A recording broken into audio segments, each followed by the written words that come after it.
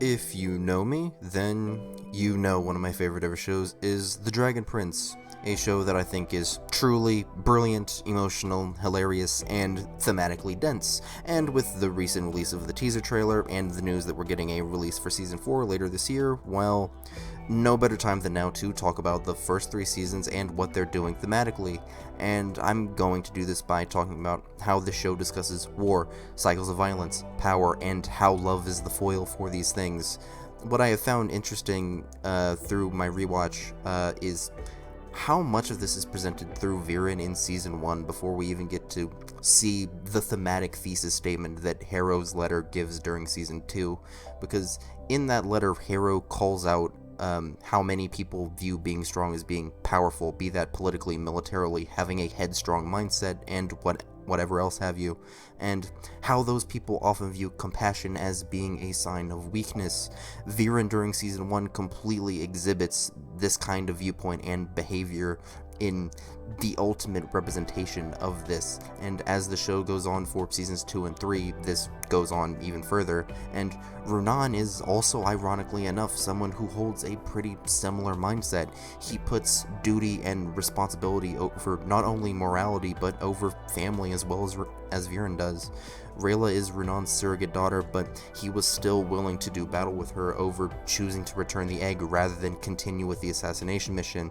He was still willing to belittle her character and tell her that her punishment would come later because he was stuck trying to continue a war and couldn't imagine a world where that wouldn't be necessary. And this is an interesting element of cycles of violence that this show brings up, that the death and destruction wrought by long-lasting conflict is not the only damage done by it, but also how the people who live through it for a long time become incapable of seeing the world possibly being something else. People become incapable of seeing the world through a lens other than constant conflict. It affects both Viren and Runan. It affected Thunder. Harrow succumbed to it for a long time and maybe did up until the day before his death. What I find interesting is that this is countered by a group of young people who aren't fully jaded yet. But before I get too deep into that, I'd like to talk a little bit more in detail about Viren, his core ideology, and some of the ways he's similar to another character I have talked about on this channel recently. Yes, much like Adam Taurus, Viren will lie about his true goals or motivations to not just those who follow him, but also to himself. These are two men who get power and then convince themselves of their own righteousness, and view not falling in line with them as weakness or even betrayal. Viren views peace as weakness, abstaining from violence as being a traitor. His use of the Sunforged staff to enhance his army provides the ultimate irony of his character, that for no matter how much he talks about wanting to secure a bright future for humanity, he's willing to deprive his followers of their own humanity. He was even willing to do it to his own son. Viren is a man whose obsession with the concept of power makes him lose the very thing he claims to be protecting. He spends so much time worrying about humanity on the literal species-related sense that he loses his own humanity in the spiritual sense. The man who is sacrificed for the sake of the human race has become something inhuman in the process. This is the thing I find interesting about dark magic. Maybe you do start using it because you have noble goals, but in the end, it will corrupt you from within. You lose a part of yourself in the continued process of using it. That's the brilliance of the aesthetic effect of continually using powerful dark magic. It takes all of the color out of your hair and skin, leaving you a white and gray husk, a shell of the person you once were. It's got me thinking that maybe the "I smell death" that Sol Regum refers to isn't just the death you had to cause to use the spell, but the spiritual death that dark magic can cause.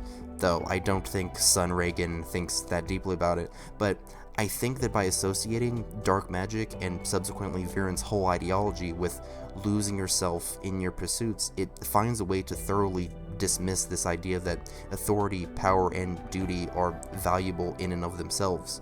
Viren and Runan are on two different sides of the conflict, but they both fall victim to this very similar shortcoming of their ideology. Duty over family, duty over morality. It is more important to simply be strong than it is to be good. Viren says it outright in Season 1 when he's explaining to Soren why he has to be the king rather than Ezran or Callum. Soren responds to Viren's line of questioning, saying that a child king might make bad choices. Viren responds to this with his own correction that they'd make weak choices, stressing the word weak. Viren has an obsession with strength and power. He's a firm believer that might makes right. There's no time for ethics, considering what's right or wrong, justifiable use of force. There is only time for action and projecting strength. You can also see that even though they were able to do the right thing in bringing Zim back to Zadia, Callum and Rayla still occasionally can be found placing these toxic expectations on themselves because it's what their society told them.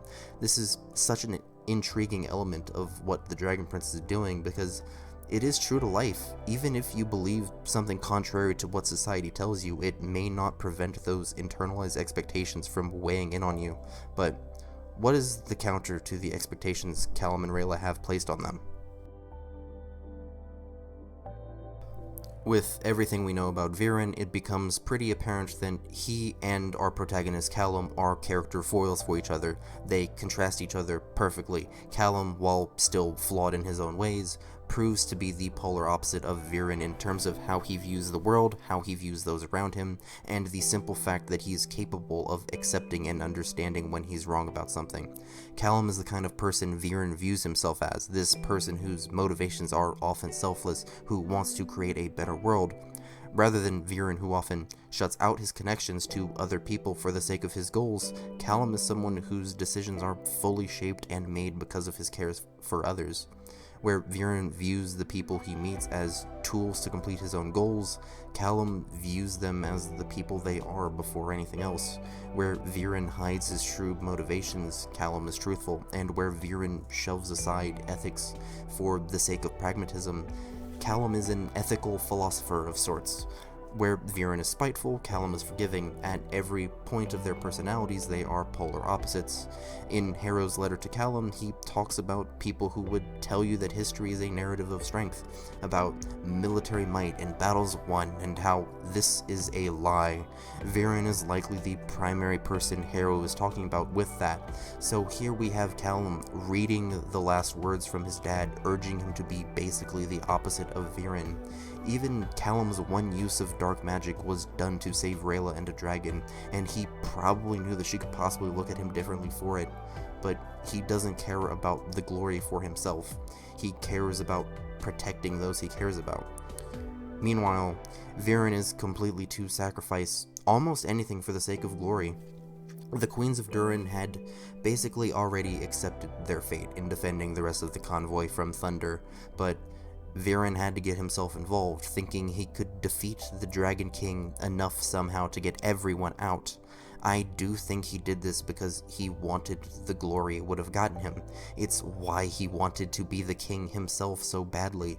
There's a reason it was so easy for Erebos to convince him to conquer Zadia, because a part of Viren wanted to do it anyway. He liked the sound of being the human king that overthrew the dragons. Viren is the man who fell for the lie of history, the person who believed entirely in the power of military might and political cunning, who shirked morality for making sure his side wins. He did all that, and what did it get him at the end of Season 3? A long fall to his death after being ever so close to achieving his goals, defeated by people who are near polar opposites of him, of both elves and humans. The person who pushed him off the cliff, getting saved by his character foil, who gained real power and the ability to fly because of the love he carried for her. In an ironic way, he did ensure a brighter future for humanity by getting Durin and Katalis to unite with the elves to stop him. Peoples who warred for centuries worked together because of the threat he posed. It's a fun little bit of irony. The man who cared little for compassion becomes defeated by it. Harrow's whole letter to his sons is about rejecting this idea that compassion is for the weak, for them to create a future of love. The reason why the quest to bring peace between humans and elves has to be led by a group of kids is because they haven't been completely warped yet. they're still able to see the need for a different future, one that isn't determined by the mistakes of the past, one where compassion is able to be given to former enemies. In both Ezran and Queen Anya, we get young leaders deciding for themselves that they don't want to be the same rulers their parents were, that even if they love, respect, and miss their fallen parents, they don't have to determine themselves to follow in those exact footsteps. They don't have to make the same decisions their parents would in order to be doing what they need to for the sake of the world. This show makes an effort to describe that the past is something that can keep you anchored down at your own detriment if you let it. You can never change the past or the impacts it has, but you can make sure that it doesn't become how you define yourself or be what determines your decisions. Ezran and Anya are able to make decisions for peace where those before them may have chosen war, where Viren would choose war. Reject history as a narrative of strength, and create a future with a narrative of love. And we have these young leaders like these two and Callum learning this in less than half the time it took Harrow to. They have been unshackled from the past and are thus able to make different decisions than those who came before them, and these decisions allow them to finally end cycles of violence that have gone on for centuries, to finally start viewing your enemy as people rather than some faceless mask. Realize that just like you, they are a complex person.